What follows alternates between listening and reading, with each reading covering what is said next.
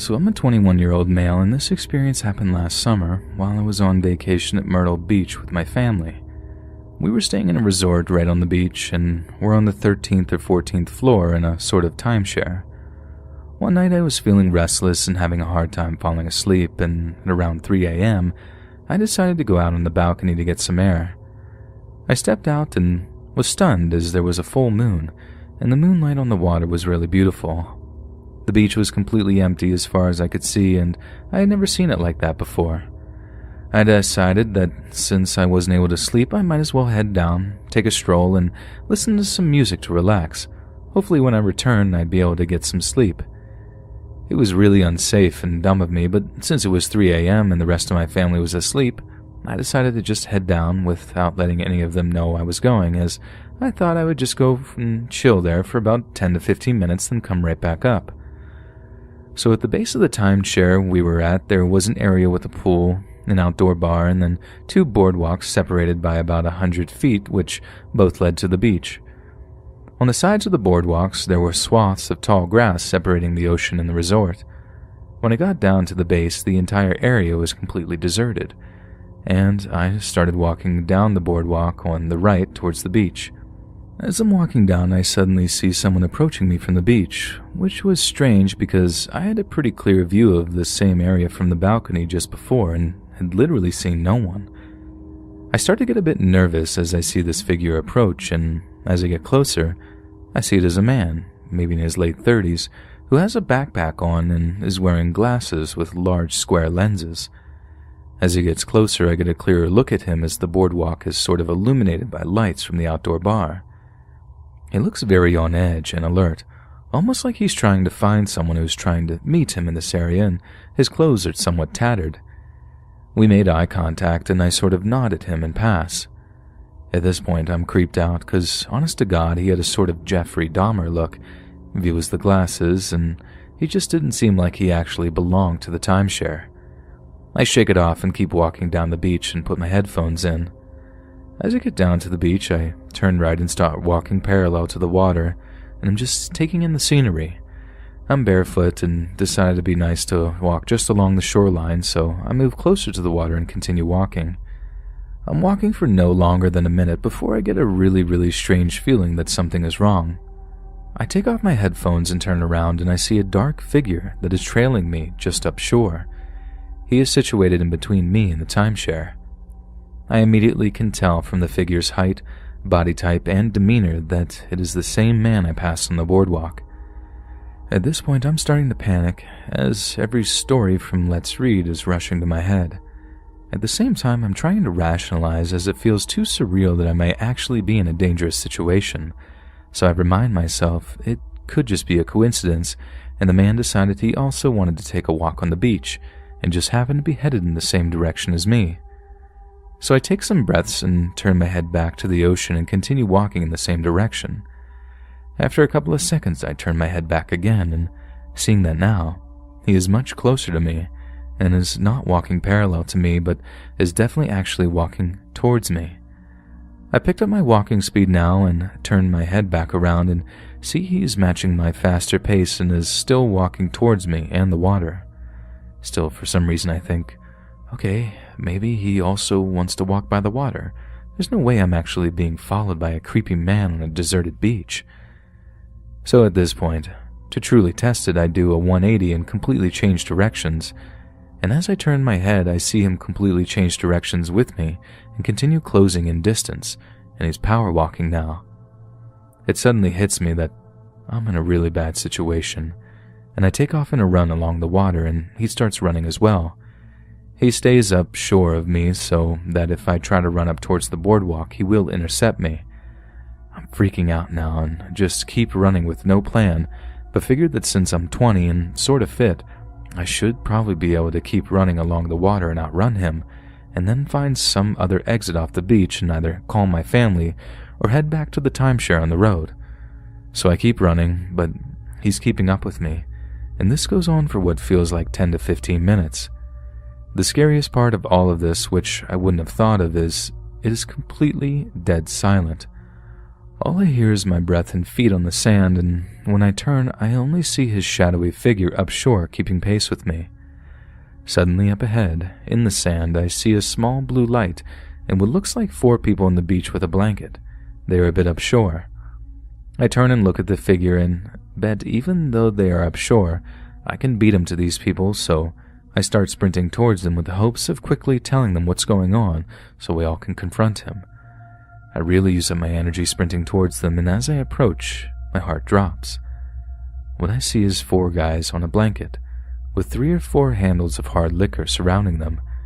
3 of the handles are empty, and the 4th is about half empty.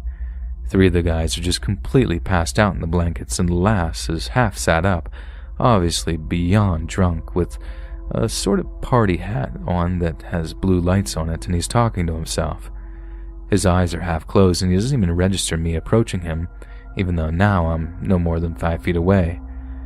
I turn and see the figure has slowed down and is observing me, and then I see he makes sense of the group's state and suddenly starts sprinting at me. As he gets closer, the half-passed out guy's blue light illuminates him, and I can clearly see it's the same guy as before. I make eye contact with him, and I can see he's wide-eyed and looks almost manic and is barreling at me full sprint. At this point, I decided to do something decisive. It seemed like I had underestimated his fitness, and since I had just sprinted towards this group and exhausted myself, I was afraid that he might be able to catch up to me if we just continued running along the beach indefinitely, and then who knows what. So instead of turning around and running, I suddenly sprint towards him and to the right, which I don't think he was expecting at all. I catch him off balance and run past him, and I literally am full sprinting back to the timeshare without even looking back. Literally all the hairs on my neck were standing, and it felt like a dream where you're barely evading someone, but he's right about to catch you. The adrenaline was crazy, and I keep running and start to see the timeshare. I finally turn around to see how close he is, and I see him in the distance, maybe 400 to 500 feet away. He's lost a lot of distance on me. I don't waste any time and sprint up the boardwalk and towards the base of the timeshare. I jam the elevator buttons and leap in, and start mashing the closed door button as I'm gasping for air. The door closes and I hit the button for my floor, and when the elevator reaches, I literally sprint back to my room, open the door, enter, and then slam the door and double lock it. I'm breathing heavy and I drop to the floor and just sit there for a minute, not believing what just happened. I crouch and crawl over to my room as I was literally afraid he might be able to see through the window on our balcony, and I enter my room. Let's just say I definitely wasn't able to sleep after that.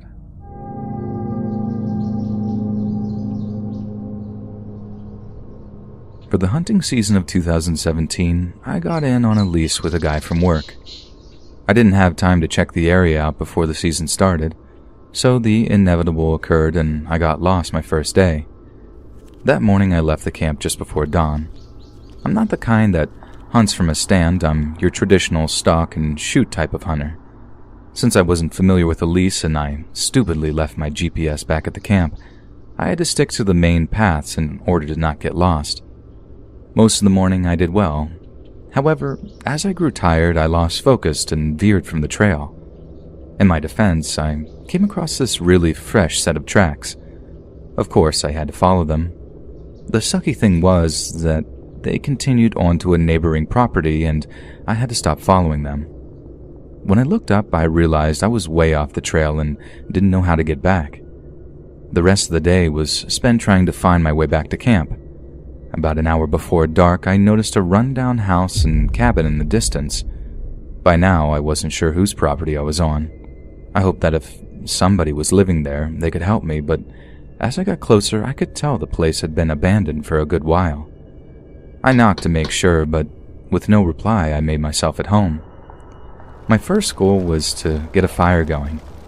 After I did that, I began combing through the cabinets for food and other things I thought could help me. Not much, but a questionable can of chili and some candles were found. I heated up the chili over the fire and combined it with a half-eaten bag of chips. After dinner, I looked through the bedroom and discovered an old map of the area. I wasn't sure how accurate it would be after all that time, but I was happy to find it. I spread it out on the floor in front of the fireplace and planned my course for the morning. I was shocked to see that I had veered over 5 miles from where I'd started. At some point, I must have dozed off. During the night, I had a super vivid dream that a man was sitting in the chair next to me and just staring. He never said a word. And when I jerked awake and saw that I was alone, I was relieved and quickly fell back asleep. The following morning, I woke up at 6:15 and got my stuff together. I made sure the fire was completely put out and headed back to camp. I just stepped from the house when I came face to face with a strange man. The guy from my dream, in fact. I was confused at first, and when he spoke, I knew my dream had really happened. This man was holding an old Marlin 30-30, not an odd sight for a hunter during deer season. This dude didn't look like a hunter, though. He wore an old, dirty backpack and normal, bright, yet dingy street clothes. His eyes had a very crazed look to them that made me uncomfortable to gaze at. I was surprised, but regained my calm and said, "Good morning." Instead of saying it back, he just stared at me with those crazed black eyes. I began to say something, but he interrupted and asked what I was doing in the cabin. Before I could answer, he blurted out that it was his place. I continued and explained what had happened the day before. The entire time I was telling him this, he was gripping the rifle so tightly his knuckles were beginning to turn white. His behavior was beginning to scare me. The only thing I wanted to do was get back to camp and then home. The last word had barely left my lips before he angrily told me that it was his place. It appeared to have been empty for quite a while, but I wasn't going to argue with him. I apologized as quickly as I could and went on my way. For a good 100 yards or more, I kept looking behind me. I was waiting to get shot in the back. Every time I looked back, he was staring maniacally back at me and death gripping his gun. It took a couple of hours to find my way back, but by then, I'd had plenty of time to dwell upon our encounter, and I was truly freaked out by then. It actually hit me. The guys that were still in camp were happy to see me and asked what had happened. I just said I got lost and camped out for the night, never mentioning the nutcase that I met. I doubt that they take it seriously anyhow. The whole experience had me so scared I wanted nothing more than get home. The other guys must have thought I was crazy. After throwing all my stuff into the back of my truck, I tore off out of there and never returned. I knew I'd never be able to feel safe knowing that kook was somewhere out in the woods, possibly watching our party.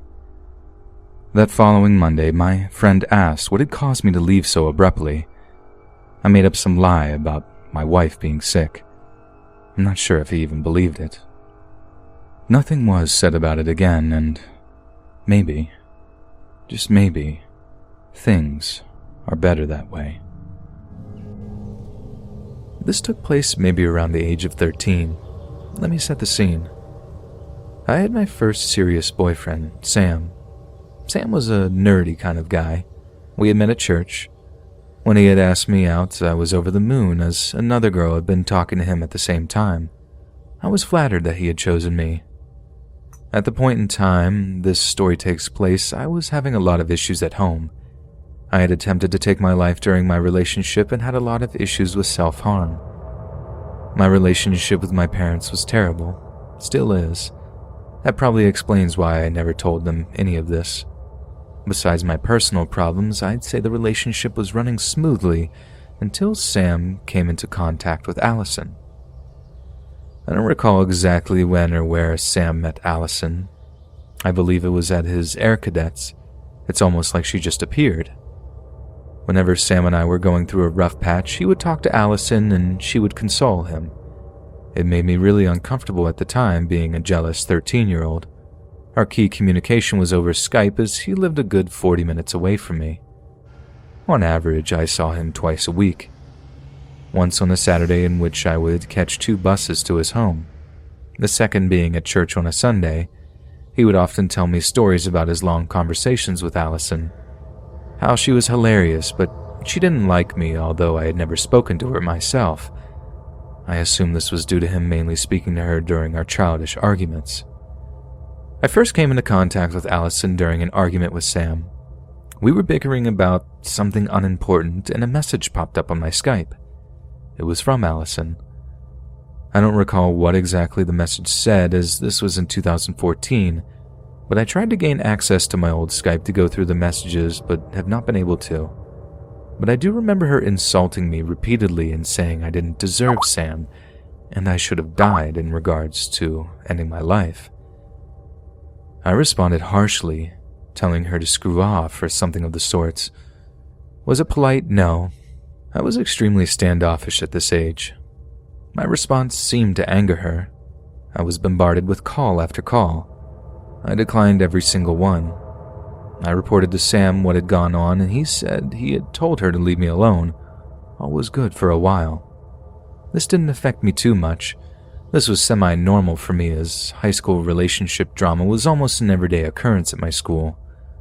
Looking back on it, Sam was almost definitely cheating on me, but I was too naive and in childish love to care. My second incident with Allison was on a summer afternoon. I was relaxing on Sam's bed after an afternoon of messing around. He had gone to complete a chore in the kitchen and had left his computer on. I decided to check my Facebook and went to log in. On the screen was a chat with Allison. Being curious, I scrolled through the chat. I was greeted with an onslaught of naked images of her. This started a huge fight, as you can imagine. Sam said that she was just a jealous stalker girl. My third interaction with Allison was at my local library. Allison must have been 16, as she was completing some work experience at the time. I have and still am an avid book reader. I was there with my mother and sister when I saw her at the counter. She stared me down, and it took me aback as I didn't recognize her to begin with. It then clicked. I was more annoyed than anything. I didn't pick up a book instead of opting to hang around my sister as she checked some books. Allison's eyes never left me. The time came to leave. As Mum was renting the books out, she made small talk with Allison. I was surprised at how polite and well-mannered she was in comparison to the girl who had messaged me. I began to feel guilty for the way I had responded to her. Once at home, I hopped on my phone and wrote a message to her, apologizing for the way I had spoken to her. The message I received back from her was a different tone altogether. She started listing all these terrible names. She said I had no right to date Sam, and all I brought him was misery. This time her words really did affect me. I called Sam and begged him to never contact her again. I remember vividly sobbing and crying for hours. This happened a couple more times, each time escalating in severity. Threats to beat my lights out were sent. My mental health was greatly affected. I wasn't afraid of her, but more upset at the things she said. I never took a single threat seriously. To this day, I have no idea why Sam stayed in contact with her, and I began to avoid the library. My relationship with Sam continued. One day, I got into a large argument with my mother and called Sam sobbing. He consoled me and told me it was going to be all right. Impulsively, I decided to go for a run, leaving my phone at home. I wanted to be out of the home. I was gone for maybe an hour or two. I returned home to an onslaught of messages from Sam, deeply concerned for my well-being. I apologized and explained the situation, a reminder this entire time that I had not blocked Allison. She messaged me with the usual drivel. I was so used to her threats at this point it hardly fazed me. The same threat happened again. "I'll beat your lights out." Calling her bluff, I replied, "Well, go on then. You don't even know where I live." She replied with my address, and my heart skipped a beat. All the threats of violence were all too real now. I remember shaking uncontrollably. I sobbed down the phone to Sam. I begged him to block her and never to speak to her again. He continued to speak to her, although I never did. New girls appeared in her place, but none were as invasive as her. We ended the relationship after a year and a bit. In one of the messages I sent to him regarding our breakup, I spoke about Allison and his stalker girls. It's been a long time since then.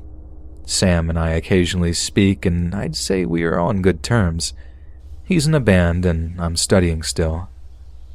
At the time, I didn't realize the severity of her actions. The fact that she had gone onto the computer base at my library and searched for my address didn't pass my mind until many years later. It still sends shivers down my spine. What would she have been actually capable of doing, I'll never know. I truly hope no one finds out. I tried finding her online out of curiosity, to no avail. If she was capable of that amount of calculation at 16 years old, I wonder what she was capable of now. I hope this serves as a word of warning to parents to look out for their kids. I know this story may not be as severe as many on this subreddit, but I thought I'd share this terrifying tale.